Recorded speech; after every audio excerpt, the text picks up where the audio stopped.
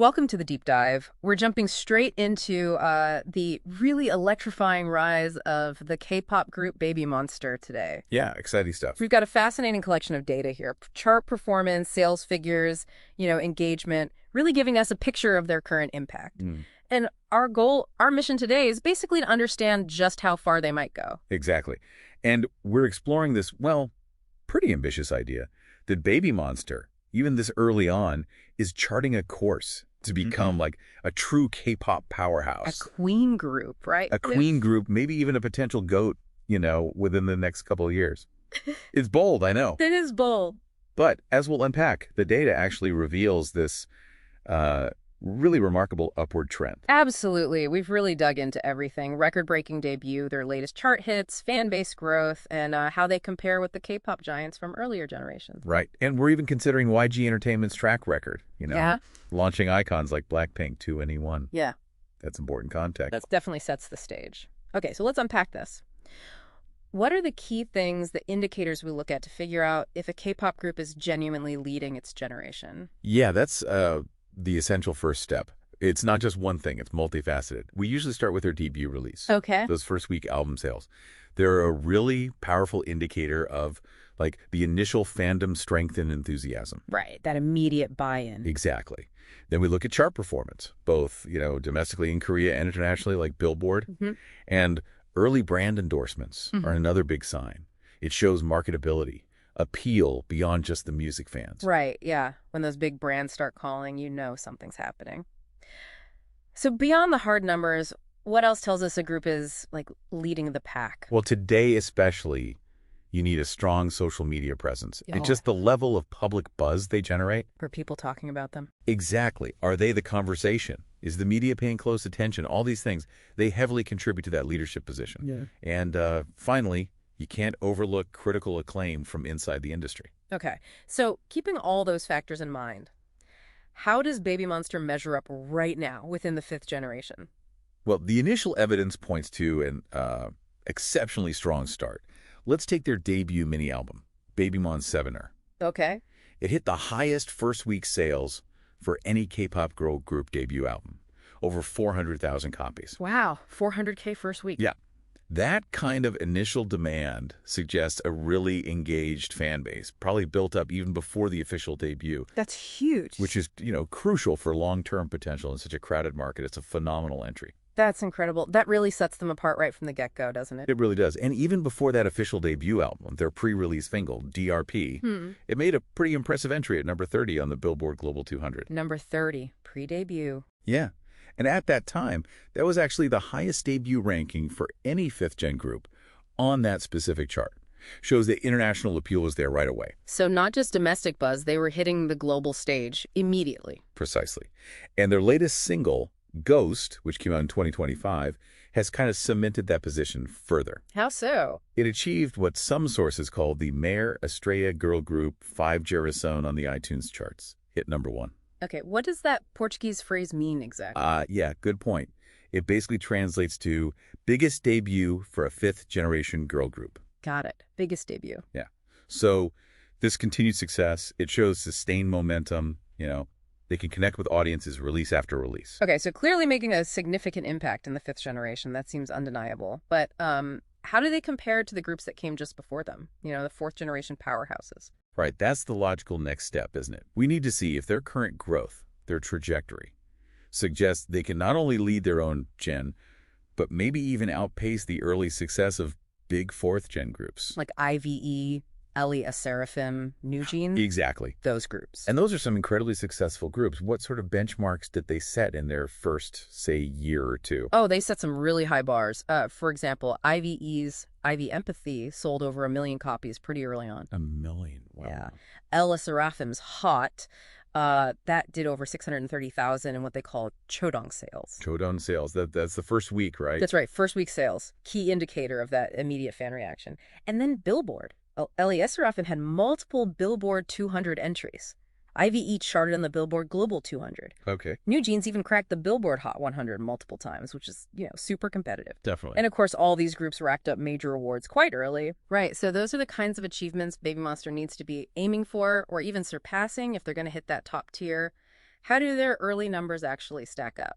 Well, okay, within roughly their first year, Baby Monster has already hit about 1.72 million in total album sales. 1.72 million in the first year? Approximately, yeah. And their singles, DIP and now Ghost, both peaked at number 30 on the Billboard Global 200. Okay, consistent peak there. And they've already picked up 3 Tencent Music Entertainment Awards. So, I mean, it's still early days, obviously, but those figures, they look pretty competitive with what some of the top fourth-gen groups were doing at a similar point. Exactly. That's the key takeaway. If their early metrics are comparable, maybe even stronger in some areas than the fourth-gen leaders were initially, well, it suggests a really accelerated rate of growth. Like hitting those global chart peaks so early. Yeah, that could indicate like a very rapid expansion of their international recognition compared to maybe some predecessors. Okay, now here's where it gets really interesting for me. What about when we zoom out even further?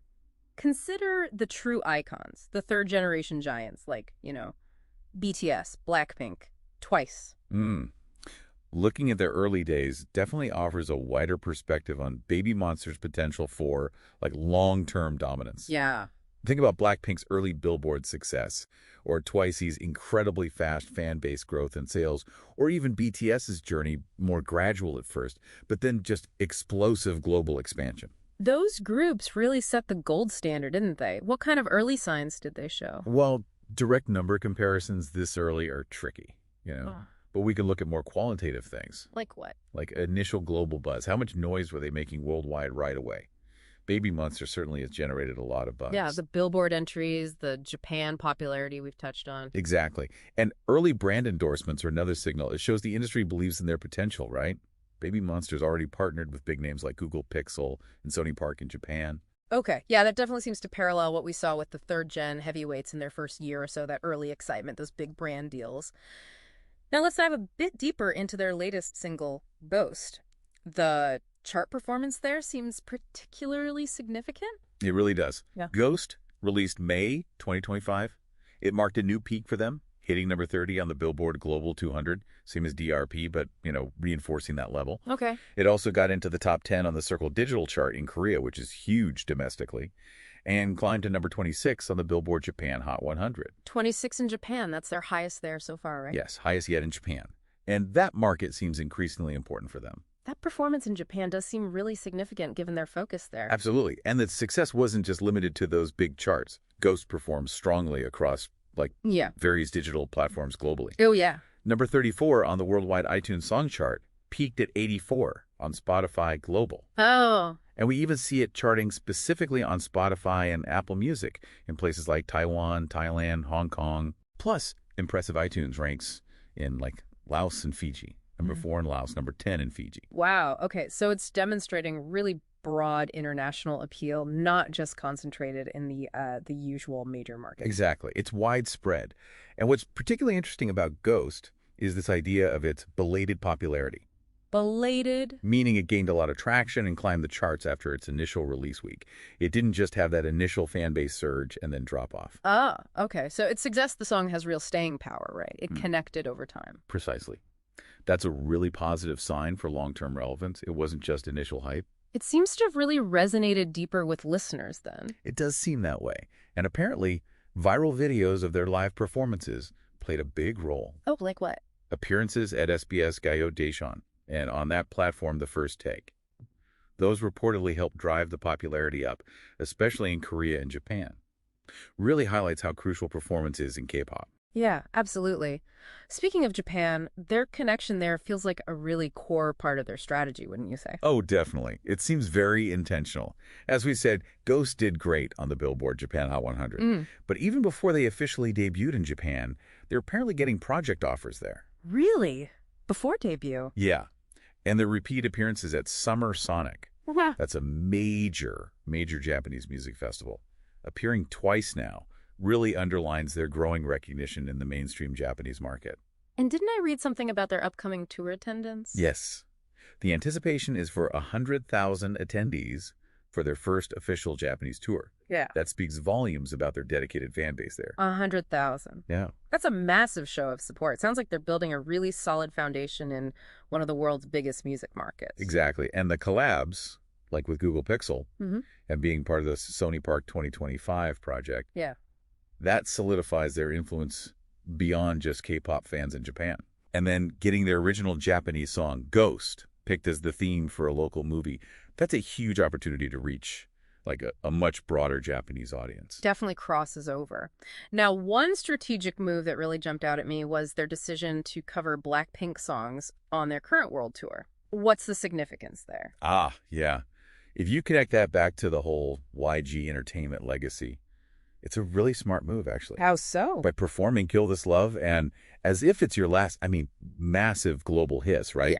Yeah. And instead of the 2NE1 covers they did earlier, they're directly linking themselves to arguably the biggest girl group YG ever produced. Maybe the biggest ever, period. It's almost like they're signaling they're ready to step into those massive shoes, maybe. Precisely.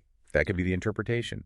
And apparently, they nailed an a cappella version of As If It's Your Last at their first fan meet in Japan after some tech issue. Oh, wow. Showcase their talent under pressure, Yep.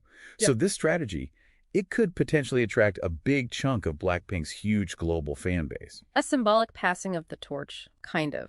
Could be seen that way, yeah, within YG. And the positive reactions to those covers in Japan suggest it's already working, too. Fascinating. And look, we absolutely cannot talk about BABYMONSTER without highlighting the incredible popularity of ION. She seems like a real standout. Oh, absolutely. What's really striking is how much individual recognition she's gained so early. She's constantly trending on places like TikTok. Mm-hmm. Her vocals are a huge point of excitement, especially around Ghost. And get this, the April 2025 brand reputation rankings for all idols, male and female. Yeah. She was the only BABYMONSTER member of the top 100, ranked 96th. Wow, number 96 overall. That's a huge individual achievement in that landscape. It really is. And she consistently dominates the rankings for most viewed fan cams on music shows among the fifth-gen idols. So huge stage presence connects with fans visually. Definitely seems that way. And her return to the group, it undeniably boosted the record-breaking sales for BABYMONSTER. Right. She was on hiatus initially. Exactly. And you even see, tangible economic impact.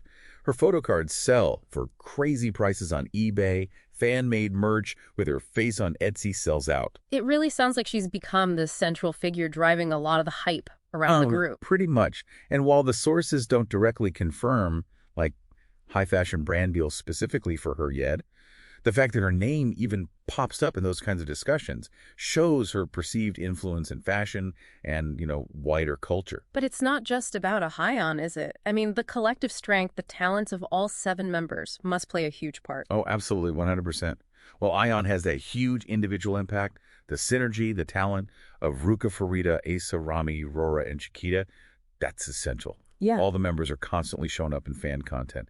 Asa actually got a lyricist credit on Ghost, which shows they're getting involved creatively, too. That's great to see. And their individual and unit stages on the current World Tour solo covers, Ruka and Asa doing Woke Up in Tokyo, they really highlight the depth across the board. Even with Rami on a temporary health hiatus right now, the other members are pushing through with the tour, showing that commitment. So bringing this all together, it really does seem like that central idea we started with, BABYMONSTER leading the 5th gen, on track for top-tier status within, say, 2 years, it seems, pretty well supported by the evidence we've looked at. I think so. You look at the exceptional debut sales, the strong, consistent chart performance, especially with Ghost, the growing foothold in Japan, Ahyeon's undeniable star power, and the overall strength of the whole group.